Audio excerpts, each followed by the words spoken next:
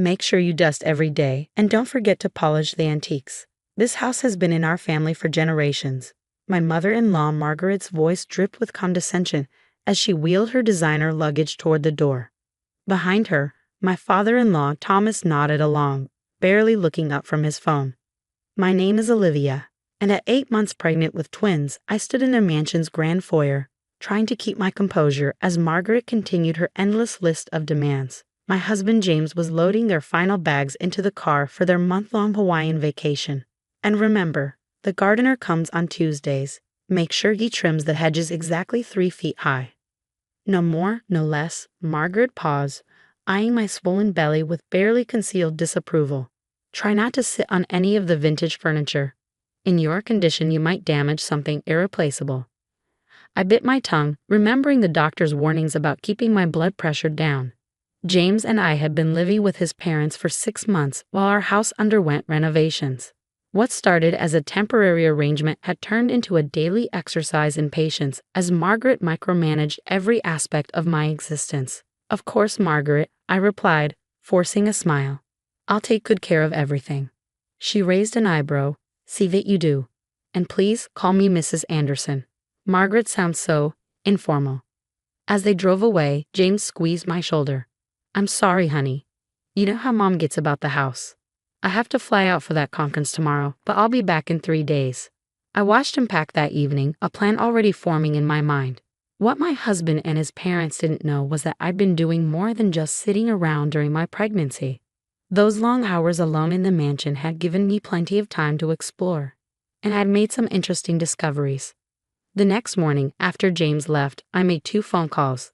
The first was to my best friend Emma, a real estate lawyer. The second was to a historian specializing in architectural heritage. Both conversations confirmed what I'd suspected for months. You see, Margaret's precious family mansion had a secret. While reorganizing the library, against her wishes of course, I found original documents from the 1920s. The house hadn't actually been in the Anderson family for generations as Margaret claimed. Her father had bought it in a questionable auction in the 1960s, and the paperwork showed some very interesting discrepancies. More importantly, I discovered that the house had been designated as a historical landmark in 1943, but someone had buried the paperwork. The Andersons had been making unauthorized modifications for years, violations that could result in significant penalties. As I waddled through the house that afternoon, I documented every improvement Margaret had made. The original hardwood floors she'd torn up for Italian marble. The period windows she'd replaced with modern ones. The authentic Victorian wallpaper she'd stripped away for her preferred cream paint. Each change was another nail in her coffin. Mrs. Harrison, the historian, Dr. Peters, arrived precisely on time. These modifications are troubling. The original designation was never officially removed. This property should have been preserved according to very specific guidelines. I showed him the documents I'd found, watching as his frown deepened. The current owners never filed for any permits for these changes. This is a serious violation of preservation laws. Emma arrived shortly after, her legal pad already filled with notes. The original auction sale was questionable at best. There were living heirs who were never properly notified. Add the unauthorized modifications to a historically protected property. Olivia, this is a goldmine. I rubbed my belly, feeling the twins kick as if in agreement. How long will it take? To file the paperwork? A couple of days. To process everything? Maybe a week or 2, given the historical significance. Emma's eyes sparkled. Your in-laws picked a perfect time for a vacation. Over the next few days, I watched as my plan unfolded. The Historical Society was appalled by the violations. The City Preservation Board launched an immediate investigation. Emma filed all the necessary legal documents, and thanks to some expedited processing and a few well-placed phone calls, things moved quickly. James called every evening, and I assured him everything was fine. Just taking care of the house, honey, like your mother asked. By the time he returned from his conference, the wheels were already in motion. I showed him the documents over dinner. James, I said gently, there's something you should know about your family home. His face paled as he read through the papers. This can't be right, Mom always said.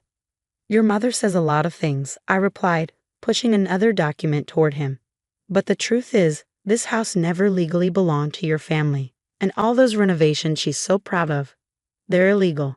James sat in stunned silence, the documents scattered across the antique dining table his mother had bragged about importing from France. Why did you tell me sooner? He finally asked, his voice barely above a whisper. Would you have believed me? I countered gently. Every time I've tried to talk about your mother's behavior, you've defended her. But this isn't about personal disagreements anymore, James.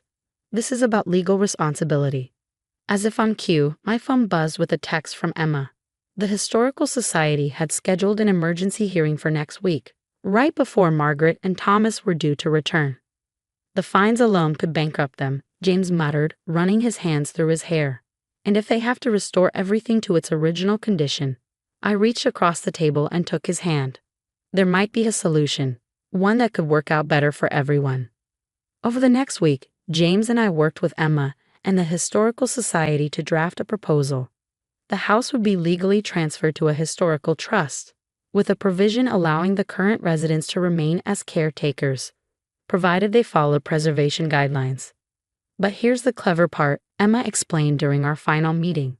As the person who brought these violations to light and initiated the preservation process, Olivia has the right to be named lead conservator.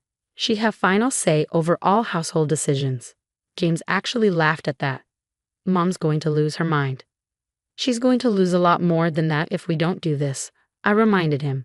The fines would be astronomical, and there could even be criminal charges for knowingly violating preservation laws. The day before Margaret and Thomas were due to return, we received the final paperwork. Everything was in order, legally binding, and absolutely irreversible. The Historical Society had already scheduled contractors to begin restoring the original features Margaret had destroyed. That evening, as James and I sat in the garden his mother had stripped of its heritage roses in favor of modern hybrids, he turned to me with a worried expression. Are you sure about this? He asked. Mom can make life very difficult when she's upset. I smiled, feeling the twins kick. More difficult than being 8 months pregnant and having to polish her precious antiques every day. More difficult than being told I'm not allowed to sit on the furniture or use the main kitchen. He winced. I'm sorry. I should have stood up to her sooner. Yes, you should have. I agreed. But this isn't about revenge, James. This is about preserving something truly valuable, not just your mother's idea of status symbols. The next morning, right on schedule, we heard the sound of car doors slamming in the driveway. Margaret's voice carried across the lawn as she directed the driver where to place her luggage. I hope that girl hasn't ruined anything, she was saying to Thomas. You know how careless young people can be, especially in her condition. James squeezed my hand as we stood in the foyer, waiting. The front door swung open, and Margaret swept in, already frowning. The hedges are uneven, she announced by way of greeting. Didn't I specifically say 3 feet? And why are there contractors' vehicles parked on the street? Mother. James started, but Margaret was on a roll. And what happened to my Italian marble? There are sample patches of wooden flooring in the corner. Who authorized that? The Historical Society did, Mrs. Anderson. I said calmly, emphasizing her preferred formal address. Or should I say, the people who actually own this house. Her face went white.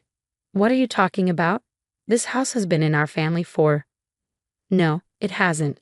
James cut in, handing her the documentation. And we need to talk about the changes that are coming.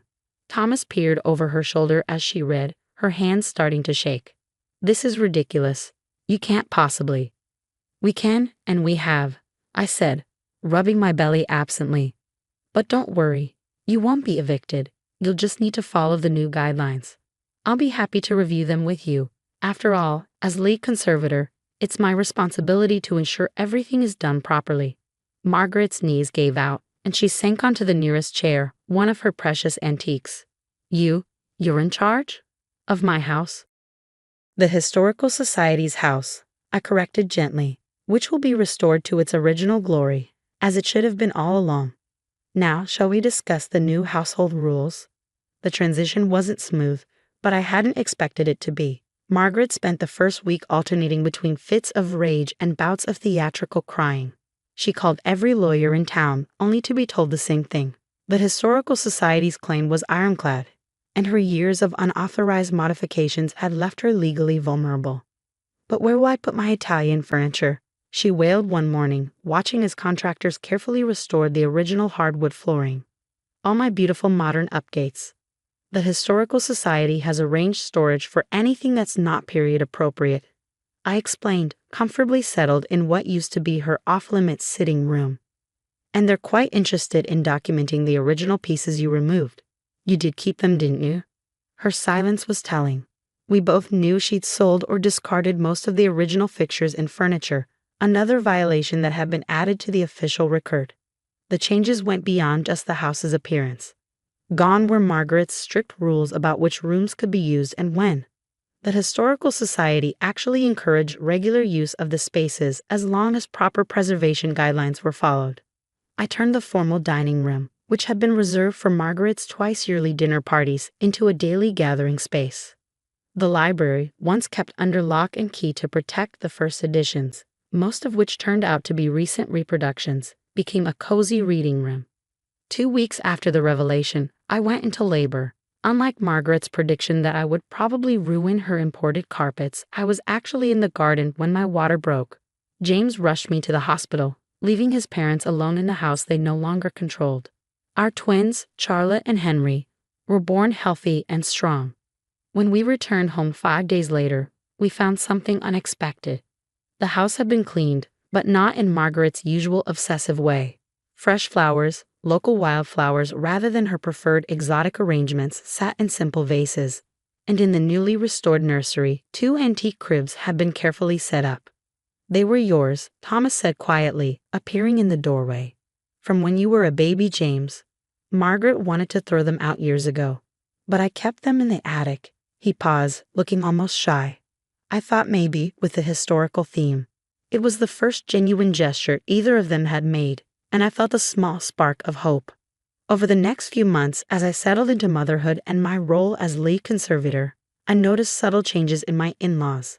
Thomas spent more time in the garden, learning about the heritage plants we were reintroducing. He even started giving tours to Historical Society members, sharing stories about the house's past that Margaret had always dismissed.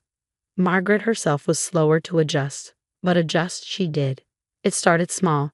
She began asking rather than demanding, learning to knock before entering rooms, speaking to me by my actual name instead of that girl.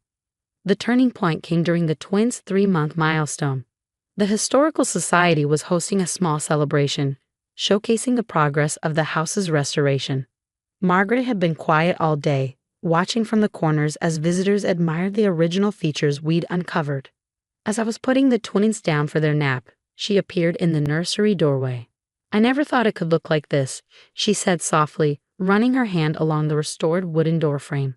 All these years, I was so focused on making everything new, perfect, impressive. I never saw the beauty that was already here. She turned to me, her eyes glistening. I was wrong, Olivia. About the house, about you, about so many things. I was trying to create a legacy by erasing the past when I should have been preserving it. I adjusted Charlotte's blanket, considering her words. It's not too late to create a different kind of legacy, I suggested. The twins should know their grandmother, the real one, not just the perfect image. For the first time since I'd known her, Margaret smiled genuinely. I'd like that. Today the house stands as a testament to both preservation and change. The Historical Society regularly hosts tours, with Thomas proudly showing off the restored features and Margaret, surprisingly, leading workshops on the importance of historical conservation. James and I are raising our twins in rooms filled with both history and love. The antique furniture is used and cherished, not just displayed. The gardens bloom with heritage plants, and the kitchen, once Margaret's exclusive domain, is filled with the smell of family meals and the sound of laughter. As for my mother-in-law, she still occasionally sighs over her lost marble floors, but more often he'll find her in the nursery, rocking her grandchildren in chairs that have held generations, finally understanding that some things become more precious with age and imperfection. Sometimes the best revenge isn't about winning or losing, but about restoring what was lost, not just in a house, but in a family.